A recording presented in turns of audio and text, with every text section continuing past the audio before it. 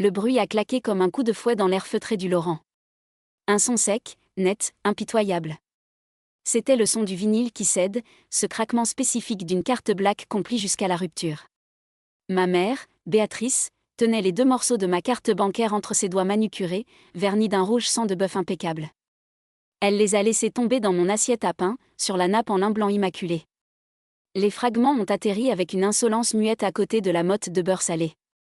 « C'est pour ton bien, chérie », a-t-elle murmuré. Sa voix était douce, de cette douceur toxique qu'elle réservait aux exécutions publiques. Son visage n'exprimait aucune colère, juste une satisfaction hautaine, celle d'une reine remettant une servante à sa place. Autour de nous, le restaurant s'était figé. Dans cet établissement du 8e arrondissement de Paris, où le murmure des conversations se mêle au tintement de l'argenterie Christophe, ce genre d'esclandre ne se produit pas. Le sommelier, une bouteille de pommard 2015 à la main, s'est immobilisé, l'étiquette tournée vers le vide. À la table voisine, un couple de touristes américains a détourné le regard, gêné par cette violence feutrée. « Tu nous remercieras plus tard », a ajouté mon père, Hubert. Il n'a même pas levé les yeux de son filet de bœuf Rossini. Il a coupé sa viande avec une précision chirurgicale, le métal crissant à peine contre la porcelaine de Limoges. Il est temps d'arrêter ce cirque. Ce fantasme d'entrepreneuriat. Ma sœur, Clémence, assise en face de moi, a étouffé un petit rire dans sa coupe de champagne. Elle portait ce chemisier en soie crème que je lui avais offert pour son anniversaire, celui qui coûtait plus cher que son salaire de stagiaire en marketing de luxe. Maman a raison, Margot. C'était gênant, vraiment. 3 ans à jouer à la CEO sur Instagram. C'est pathétique. Je n'ai rien dit. J'ai fixé les 2 morceaux de plastique noir dans mon assiette. La puce électronique brillait sous les lustres en cristal, petit cerveau doré désormais inutile. L'odeur de la truffe noire et du cuir vieilli des banquettes m'envahissait. C'était l'odeur de leur monde. Un monde d'apparence, de dettes maquillées en fortune, et de mépris silencieux. Béatrice a lissé le tissu de sa veste en tweed, un geste nerveux qu'elle faisait toujours quand elle pensait avoir gagné. Elle savourait ce moment. Elle m'avait invité ici, dans son restaurant, pour m'humilier, pour me couper les vivres, persuadée que c'était son argent qui coulait dans mes veines. Nous avons discuté avec Hubert, a-t-elle continué en portant son verre à ses lèvres, laissant une trace rouge sur le cristal. Tu vas arrêter ces bêtises. Ton père a arrangé un entretien chez Lazare. Assistante de direction. C'est un vrai travail, avec un vrai salaire et des tickets restaurants. Tu rendras ton appartement, tu reviendras vivre à Neuilly. On te laissera la chambre d'amis. Tu pourras économiser. C'est une chance inouïe, a renchéri Clémence, ses yeux brillants de malice. Tu pourras enfin avoir une vie normale. J'ai senti le froid de la climatisation sur ma nuque, ou peut-être était-ce juste la réalisation glaciale qui s'installait en moi. Il ne savait pas. Il ne savait absolument rien. Il vivait dans le déni, protégé par une bulle que j'avais moi-même gonflée à l'hélium de mes propres sacrifices. J'ai lentement posé ma serviette sur la table. Mes mouvements étaient fluides, délibérés. J'ai attrapé mon iPhone posé à côté de mon verre d'eau. La coque en cuir grainé était froide sous mes doigts. Tu m'écoutes quand je te parle ?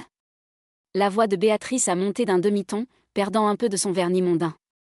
Je t'écoute parfaitement, maman, ai-je répondu. Ma voix était calme, trop calme. Une mer d'huile avant le tsunami. Tu viens de dire que tu me coupais les vivres. C'est bien ça ? Exactement. Plus un centime ne sortira de nos comptes pour financer tes échecs. J'ai tourné l'écran vers eux. Vous voyez ça ? C'est le virement mensuel qui part de ma société vers votre compte joint. 4 500 €. Tous les mois. Depuis mars 2021. J'ai laissé l'information flotter un instant au-dessus de la cassolette d'escargot. Vous appeliez ça les dividendes des placements de papa. Vous vous souvenez ? Quand vous êtes venu pleurer dans mon studio de 20 mètres carrés à Bastille parce que vous alliez être saisi ? Le visage d'Hubert a viré au gris, de la couleur des cendres d'un cigare froid. Béatrice a ouvert la bouche, mais aucun son n'est sorti. Je vais vous montrer ce que signifie vraiment couper les vivres, ai-je murmuré. Mon doigt a plané au-dessus du bouton rouge. Le temps s'est dilaté. Je pouvais entendre le battement de mon propre cœur, lourd et régulier. Je pouvais sentir la texture de la nappe, rugueuse sous mon autre main. C'était un moment de pouvoir pur. Une domination totale, non pas par la force, mais par la réalité des chiffres. J'ai appuyé. Êtes-vous sûr de vouloir supprimer ce virement ? Oui. Une petite roue a tourné sur l'écran pendant une seconde qui a semblé durer une éternité. Puis, le message de confirmation est apparu, vert sur fond blanc. Virement supprimé. J'ai posé le téléphone sur la table, face visible, à côté des débris de ma carte bancaire. Voilà, ai-je dit en reprenant ma fourchette. Le virement est annulé. Le prêt immobilier est dû dans 5 jours. Bon appétit. Le silence qui a suivi n'était pas vide. Il était lourd, dense, une matière presque physique qui a semblé absorber l'oxygène autour de notre table. Le serveur, un jeune homme à la mèche gominée, est arrivé à ce moment précis avec les plats. Sole meunière pour madame, filet Rossini pour monsieur. Il a déposé les assiettes avec une chorégraphie fluide, ignorant la tension électrique qui faisait crépiter l'air. La vapeur du poisson au beurre citronné est montée vers le visage de ma mère, mais elle n'a pas scié. Ses yeux étaient rivés sur mon téléphone, toujours posé entre nous comme une arme chargée. C'est absurde, a fini par lâcher Hubert, sa voix un peu trop aiguë. Margot, range ce téléphone. Les gens regardent. Qu'ils regardent, papa. Ils adoreront le spectacle. C'est bien mieux qu'une pièce de boulevard. J'ai repris l'appareil. Le verre de l'écran était tiède. J'ai ouvert un fichier Excel. Le fichier. Celui que j'avais passé 6 mois à compiler, ligne par ligne, nuit après nuit, transformant ma douleur en données brutes. Vous parliez de fantasme d'entrepreneur, ai-je dit doucement. Parlons de réalité comptable. J'ai fait glisser le tableau vers le centre de la table. La lumière tamisée du restaurant se reflétait sur la surface brillante, illuminant les colonnes de chiffres rouges et verts. Mars 2023. Taxe foncière de la maison de Neuilly. 2800 €. Payé par MG Consulting. Juin 2023. Révision de ta Jaguar, papa. 1400 €. Payé par MG Consulting. Septembre 2023. Renouvellement de la cotisation au golf de Saint-Cloud. 3200 €. Payé par, devinez qui? Béatrice a porté sa main à son collier de perles, serrant les nacres comme pour s'étrangler elle-même. Son teint parfait, travaillé par des années de soins coûteux, virait au cireux. Tu n'as pas le droit, a-t-elle sifflé. C'est de la mesquinerie. Nous t'avons élevé. Nous t'avons tout donné? Vous m'avez donné des complexes et des factures, maman. Rien d'autre. Clémence, qui était restée muette, a soudainement bougé. Elle a posé sa coupe de champagne avec un claquement sec. Attends. Tu dis que tu payais tout? Mais, et mon loyer? J'ai tourné mon regard vers ma sœur. Elle semblait soudain très jeune, très vulnérable dans sa soie coûteuse. Ton loyer?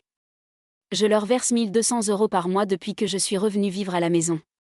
Ils m'ont dit que c'était pour aider à payer les charges, que c'était, temporaire, pour le prêt. Un petit sourire triste a étiré mes lèvres. J'ai fait défiler l'écran vers un autre onglet du fichier. Flux de trésorerie entrant. Regarde, Clémence. Virement reçu, loyer Clémence. 1200 €. Date de valeur, le 5 du mois. J'ai scrollé vers le bas. Virement sortant, le 6 du mois. Destination, agence de voyage Kuoni. Motif, acompte Maldives. Solde hôtel Barrière. Le visage de Clémence s'est décomposé. La réalisation était brutale, violente. Vous avez utilisé mon argent pour vos vacances à Deauville? Pendant que je mangeais des pâtes le midi pour économiser? Hubert a tenté de se redresser, ajustant le nœud de sa cravate Hermès qui semblait soudain l'étouffer. C'est de la gestion de trésorerie familiale, Clémence. C'est compliqué. Tu ne peux pas comprendre les flux financiers d'un ménage comme le nôtre. Je suis analyste financier, papa. A crié Clémence, oubliant le décor feutré du restaurant. Je sais lire un relevé bancaire. Vous m'avez volé. Quelques têtes se sont tournées vers nous. Le maître d'hôtel, inquiet, a fait un pas dans notre direction avant de se raviser. L'aura de désastre qui émanait de notre table était radioactive. Je me suis penchée en avant, savourant l'instant. L'odeur de leur peur était plus enivrante que le parfum du Bordeaux dans les verres. C'était une sensation de puissance absolue, presque érotique dans sa précision. J'avais le contrôle. Pour la première fois de ma vie, j'étais celle qui tenait le fouet. Ce n'est pas tout, ai-je continué, impitoyable. J'ai aussi calculé le coût d'opportunité. La comptabilité de l'ombre. J'ai ouvert un 3e onglet. Janvier 2022. J'avais un rendez-vous client crucial avec le groupe Kering. Un contrat à 50 000 euros. Tu m'as appelé en pleurs, maman, disant que papa avait fait un malaise. J'ai tout annulé. J'ai couru à l'hôpital. Il n'avait rien. Juste une crise d'angoisse parce que la banque menaçait de bloquer ses cartes. Coût, 50 000 euros et ma réputation auprès d'un client majeur. Octobre 2023. Le dîner avec les amis du Rotary. Tu m'as présenté comme ta fille qui se cherche. L'homme en face était un investisseur potentiel pour ma start-up. Il n'a plus jamais répondu à mes mails après ça. Coût estimé, 150 000 euros de levée de fonds. Béatrice tremblait désormais ouvertement. Sa fourchette cliquetait contre le bord de son assiette. Elle ne me regardait plus comme sa fille, mais comme un monstre qu'elle avait créé et qui revenait pour la dévorer. « Pourquoi tu fais ça ?» a-t-elle murmuré, les larmes aux yeux des larmes de rage, pas de tristesse. « Pourquoi maintenant ?» Parce que j'ai fini de payer pour le droit d'être déçue par vous. J'ai verrouillé mon téléphone. L'écran est devenu noir, un miroir sombre reflétant leur visage défait. Le virement est annulé, ai-je répété. Et Clémence, si j'étais toi, je vérifierais où est passé ton apport immobilier. Parce que d'après mes calculs, il est actuellement sur le dos de maman sous la forme de ce manteau en vison qu'elle a acheté le mois dernier. Clémence a regardé le manteau posé sur la banquette, puis sa mère. Un dégoût profond, viscéral, a tordu ses traits. Hubert a posé ses mains à plat sur la table. Ses paumes laissaient des traces humides sur la nappe immaculée. On va perdre la maison, Margot. Si tu arrêtes de payer, la banque saisit tout le mois prochain. Tu ne peux pas faire ça à ta famille. C'est notre héritage. C'est ton héritage. J'ai pris mon verre d'eau. J'ai bu une gorgée, lentement, laissant le silence s'étirer jusqu'à ce qu'il devienne insupportable. Mon héritage ? Ai-je demandé en reposant le verre. Mon héritage, c'est cette dette que vous m'avez mise sur le dos dès ma naissance. C'est cette obligation de réussir pour combler vos vides. Je me suis levée. Ma chaise a raclé le parquet ciré, un son définitif. La maison est à vous. Les dettes sont à vous. Et pour la première fois depuis 3 ans, mon argent est à moi. J'ai pris mon sac à main. Clémence, tu viens ? Ou tu restes payer l'addition avec l'argent qu'ils n'ont pas ? Le bruit de la chaise de Clémence raclant le parquet a résonné comme un coup de tonnerre dans le silence ouaté du restaurant. Elle s'est levée, ses jambes tremblant sous la soie fluide de son pantalon large. Son visage, d'habitude si composé, si parfaitement maquillé, s'effondrait. Le masque de la fille parfaite se fissurait, laissant place à une colère brute, presque enfantine. « Clémence, assieds-toi tout de suite », a ordonné Hubert. Sa voix essayait de retrouver l'autorité du patriarche, mais elle sonnait faux, comme une pièce de monnaie contrefaite. « Tu ne vas pas suivre ta sœur dans sa folie. »« Sa folie ?» a répété Clémence. Sa voix était basse, dangereuse. Elle a attrapé son sac Chanel, un cadeau pour ses 25 ans, probablement payé avec l'argent de mon entreprise, ai-je réalisé avec une ironie mordante. Tu appelles ça de la folie ? Elle vous a nourri pendant 3 ans. Et vous, vous m'avez volé. Elle a plongé son regard dans celui de sa mère. Béatrice a détourné les yeux, feignant de s'intéresser à une miette imaginaire sur la nappe. Maman, dis-moi que c'est faux. Dis-moi que les 30 000 euros que j'ai versés sont sur un compte bloqué. Dis-le-moi. Béatrice a pincé les lèvres. C'est compliqué, Clémence. Les liquidités, la situation du marché. Nous avons dû faire des arbitrages. Des arbitrages ? Tu portes mes économies sur ton dos, a crié Clémence, pointant le manteau de fourrure. Le maître d'hôtel s'approchait désormais franchement, le visage fermé. Le scandale n'était plus contenu. Il débordait. Mesdames, monsieur, je vais devoir vous demander de baisser le ton ou de « nous partons », ai-je coupé, ma voix tranchante comme du verre. J'ai ouvert mon portefeuille. J'en ai sorti un billet de 100 euros. Je l'ai lissé sur la table, à côté des débris de ma carte bancaire et de mon assiette intouchée. Le geste était lent, précis, humiliant. C'est pour mon couvert. Je ne vous dois rien. Le reste de l'addition, débrouillez-vous. J'espère que vos cartes passeront. Margot. Béatrice s'est levée à demi, tendant une main manucurée vers moi, les doigts crispés comme des griffes. Tu ne peux pas nous laisser ici. L'addition va faire plus de 400 euros. On n'a pas. Elle s'est arrêtée, réalisant ce qu'elle allait avouer. Vous n'avez pas de liquidité ? Ai-je terminé pour elle, un sourire froid aux lèvres. C'est embêtant. Peut-être devriez-vous vendre le manteau? Ou la montre de papa? J'ai pivoté sur mes talons. Clémence était déjà dans l'allée, marchant vite, la tête basse, fendant la salle comme on traverse un champ de bataille. Je l'ai suivie sans un regard en arrière. J'ai senti les yeux des autres convives sur mon dos, un mélange de curiosité et de jugement, mais pour la première fois, cela ne m'atteignait pas.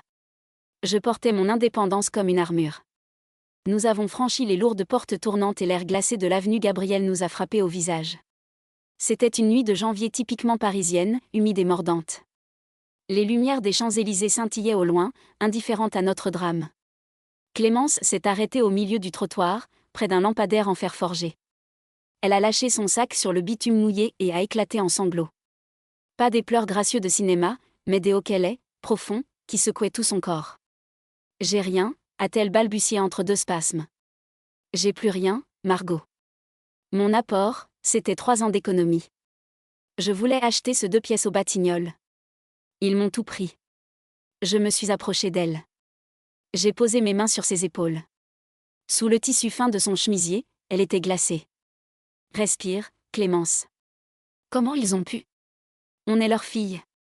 Ils sont censés nous protéger. Ils se protègent eux-mêmes, ai-je répondu doucement. Ils sont en mode survie depuis des années. Nous n'étions que des ressources. Du carburant pour maintenir leur illusion. Elle a relevé la tête, le mascara coulant sur ses joues pâles. Et maintenant? Je ne peux pas rentrer là-bas. Je ne peux plus dormir sous leur toit. Mais je n'ai nulle part où aller ce soir. J'ai sorti mon téléphone. J'ai ouvert l'application Uber. Tu viens avec moi. Dans ton studio? On va être serré, non? J'ai eu un petit rire sec. Non, pas dans le studio. J'ai déménagé il y a 6 mois. Je ne leur ai jamais dit. Une berline noire aux vitres teintées s'est arrêtée silencieusement devant nous. Le chauffeur, un homme en costume sombre, est sorti pour nous ouvrir la porte. L'intérieur sentait le cuir neuf et le parfum d'ambiance boisée. Clémence s'est laissée tomber sur la banquette arrière, épuisée. Alors que la voiture démarrait, glissant sur les pavés humides, mon téléphone a vibré. 1 fois. 2 fois. 10 fois. Maman, portable. Papa, bureau. Maman, maison. Les notifications s'empilaient sur l'écran verrouillé. Des suppliques, probablement. Ou des menaces. Reviens tout de suite. Tu es ingrate. On va appeler la police.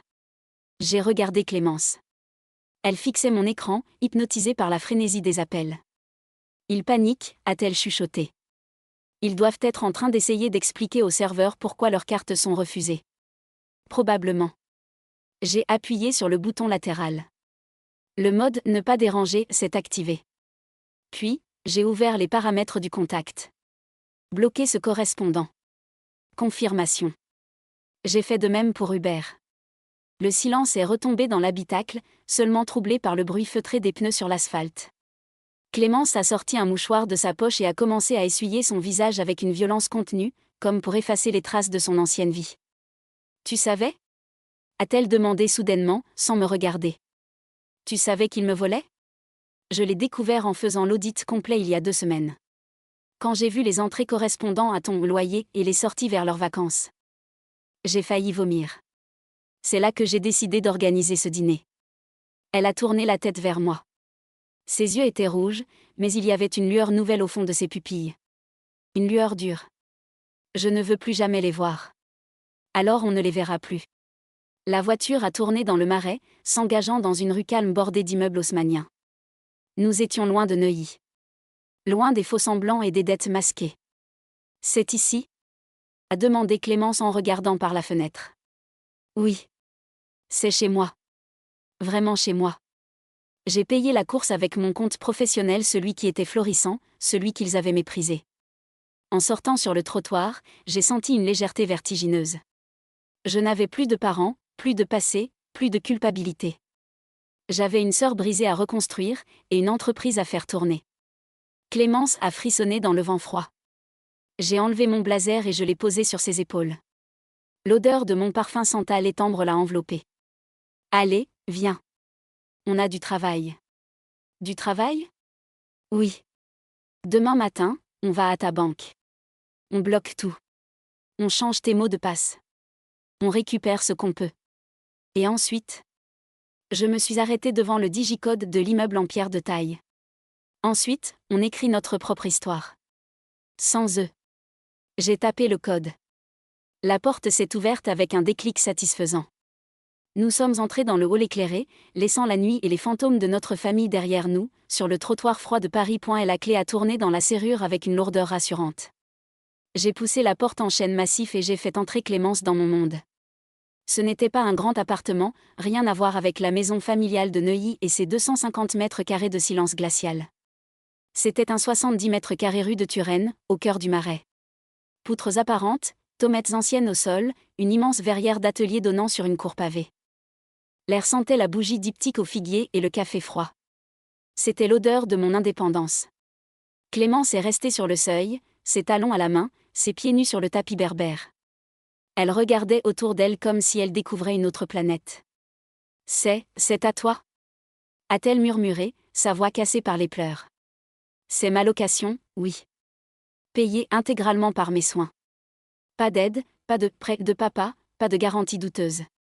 Elle a avancé lentement, touchant du bout des doigts le canapé en velours vert émeraude, les livres d'art empilés sur la table basse, l'écran iMac 27 pouces qui trônait sur mon bureau dans le coin. Il disait que tu vivais dans un trou à rats, a-t-elle dit, un rire nerveux lui échappant. Maman a dit à tante Solange la semaine dernière que tu squattais probablement chez un petit ami douteux. Maman a beaucoup d'imagination quand il s'agit de justifier pourquoi elle ne visite jamais sa fille. J'ai jeté mes clés dans une coupe en céramique. Installe-toi. Je vais te chercher des vêtements secs. Tu ne peux pas rester dans cette soie, tu trembles. Je suis allée dans ma chambre. J'ai ouvert mon dressing, un luxe que je m'étais offert après mon premier gros contrat. J'ai attrapé un pull en cachemire gris oversize et un pantalon de jogging en molleton épais. Des vêtements de confort, des vêtements de sécurité. Quand je suis revenue dans le salon, Clémence était debout devant la fenêtre, fixant son téléphone. Il vibrait contre sa paume, un bourdonnement incessant, hystérique. C'est lui, a-t-elle dit sans se retourner. Hubert ? Il appelle depuis le téléphone du restaurant, je crois. Ou celui d'un taxi. Je ne reconnais pas le numéro, mais je sais que c'est lui. Elle a levé l'écran vers moi. Numéro inconnu. Réponds, ai-je dit. Elle m'a regardée, surprise. Quoi ? Tu m'as dit de, réponds. Mais le haut-parleur. Tu as besoin d'entendre ça. Tu as besoin d'entendre qui ils sont vraiment quand ils sont au pied du mur. C'est la dernière étape de ta détox. Clémence a pris une profonde inspiration. Son pouce a tremblé au-dessus de l'icône verte. Elle a décroché et appuyé sur le haut-parleur. Clémence. Est-ce que tu m'entends ? La voix d'Hubert remplissait la pièce, distordue, paniquée, chargée d'une rage que je n'avais entendue que rarement. Je t'écoute, papa, a dit Clémence d'une voix blanche. Où êtes-vous ? Vous êtes complètement folle.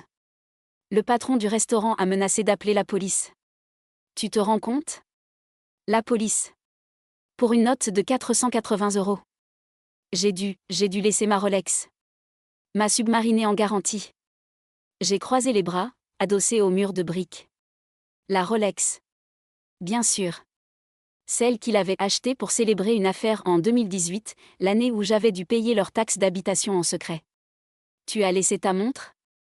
A répété Clémence. C'est terrible. C'est humiliant. A hurlé Hubert. Ta mère est en train de faire une crise de nerfs dans le taxi. On rentre à la maison. Je veux que tu sois là quand on arrive. Avec Margot. Vous allez nous faire un virement immédiat pour récupérer cette montre demain matin. Et pour le crédit. Tu m'entends ? C'est fini de jouer. Il y a eu un silence. Clémence a fermé les yeux. J'ai vu une larme couler, solitaire, le long de son nez. Puis, elle a ouvert les yeux. Et j'ai vu le changement.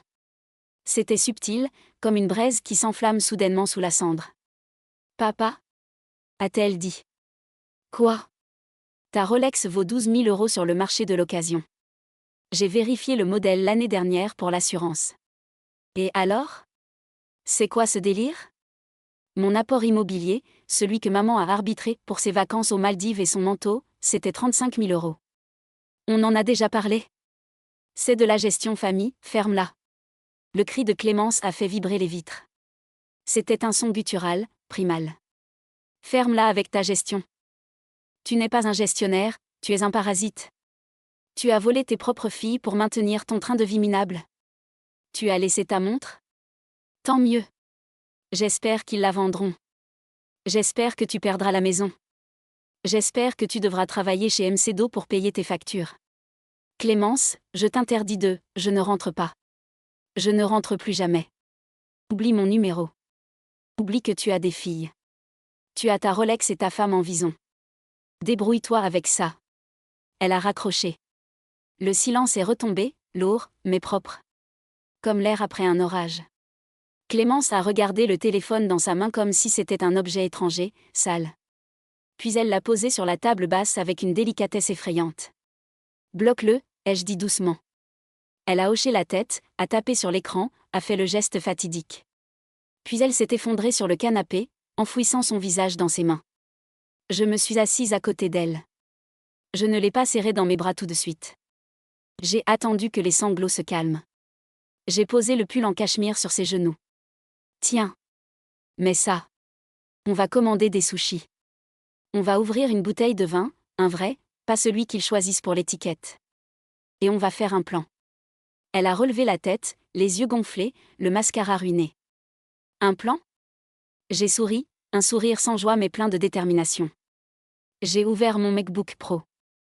L'écran s'est allumé, révélant mon tableau de bord financier. Tu es analyste, Clémence. Moi je suis consultante en stratégie. À nous deux, on est plus dangereuse qu'une armée d'avocats. J'ai tapé une nouvelle ligne dans mon fichier. Projet, Renaissance. Ils ont tes accès bancaires? Ai-je demandé. Maman a une procuration sur mon compte épargne. Depuis mes 18 ans. Je n'ai jamais pensé à l'enlever. Mes doigts ont volé sur le clavier. Connecte-toi.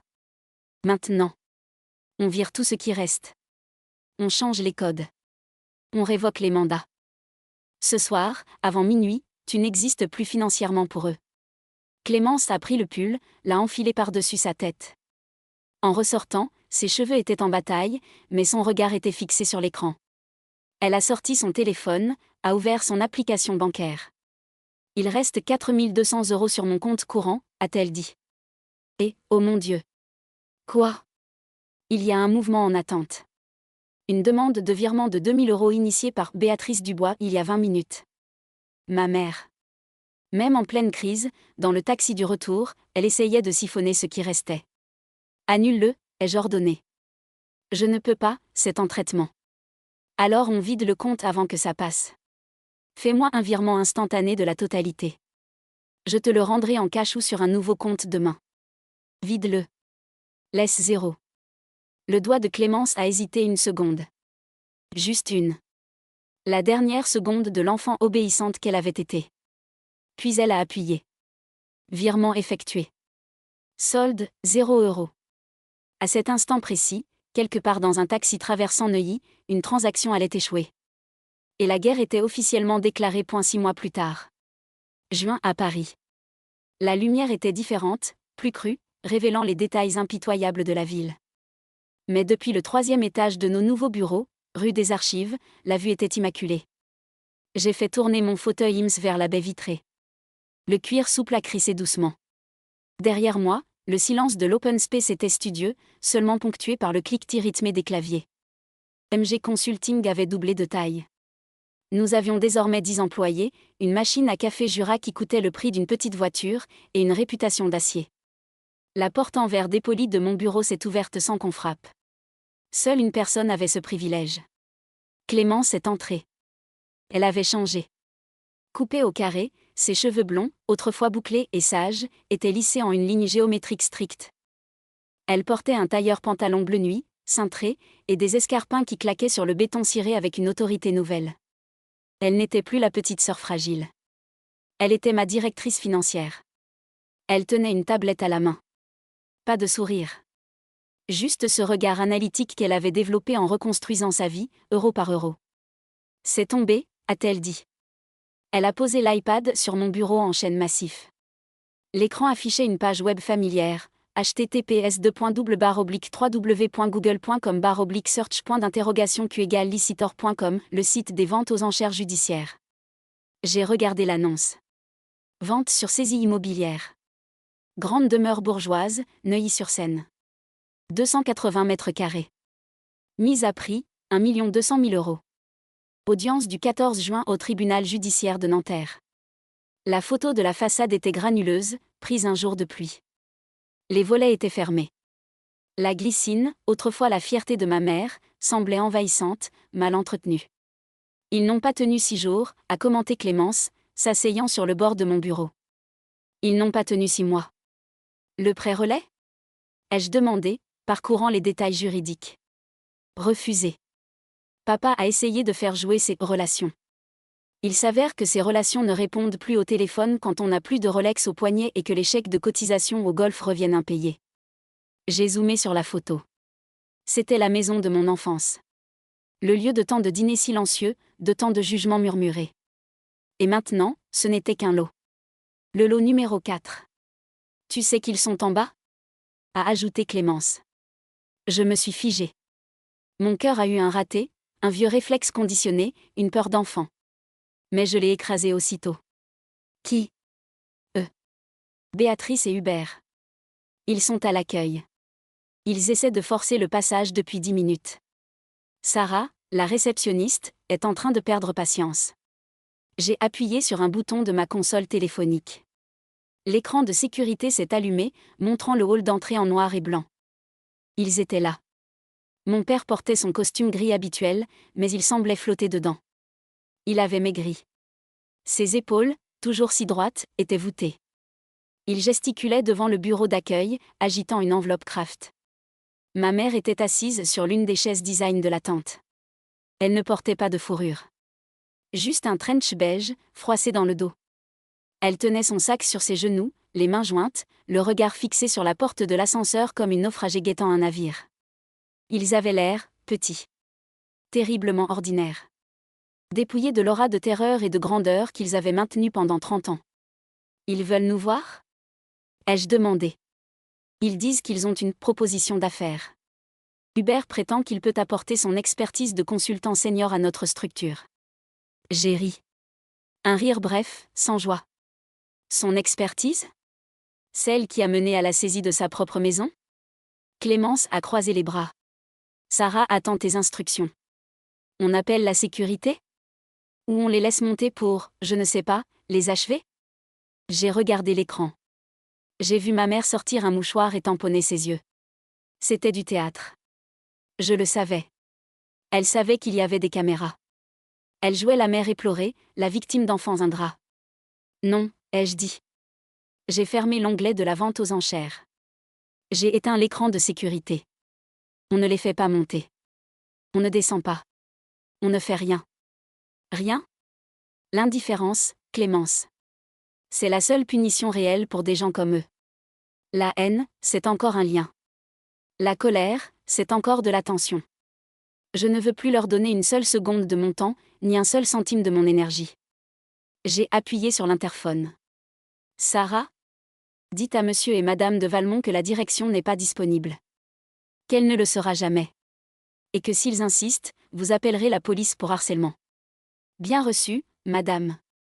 Sur l'écran, j'ai vu Sarah parler. J'ai vu le visage d'Hubert devenir rouge, puis blanc. J'ai vu Béatrice se lever brusquement, son masque de dignité se fissurant une dernière fois. Elle a crié quelque chose vers la caméra de sécurité, une malédiction, probablement, puis Hubert l'a prise par le bras. Ils se sont dirigés vers la sortie. La porte automatique s'est ouverte. Ils ont franchi le seuil et ont disparu dans la rue, avalés par la ville, devenue anonyme. Clémence a expiré longuement, comme si elle avait retenu son souffle pendant 6 mois. C'est fini. C'est fini. Elle a pris la tablette, a fermé l'application. J'ai faim, a-t-elle déclaré, retrouvant son ton professionnel. J'ai réservé chez Septime pour fêter le contrat avec le groupe LVMH. On y va ? On y va. Nous sommes descendus. Nous sommes passés devant l'accueil sans un regard vers la rue. Le soleil de juin inondait le trottoir. L'air sentait le tilleul et l'ozone. En marchant vers le restaurant, mon téléphone a vibré. Une notification de ma banque. Virement reçu, 54 000 euros. À compte client. J'ai souri. J'ai pensé à la comptabilité de l'ombre. J'avais soldé tous les comptes. La dette émotionnelle était effacée. Il ne restait que le profit. Clémence a glissé son bras sous le mien. Son pas était léger, synchronisé avec le mien. Tu sais, a-t-elle dit en regardant le ciel bleu au-dessus des toits de zinc, je crois que je vais racheter mon appartement au Batignolles finalement. Avec mon propre argent. C'est un bon investissement, ai-je répondu. Nous avons tourné au coin de la rue, deux silhouettes nettes et décidées, laissant derrière nous les ruines d'un empire de papier pour bâtir, brique par brique, une forteresse qui nous appartenait vraiment.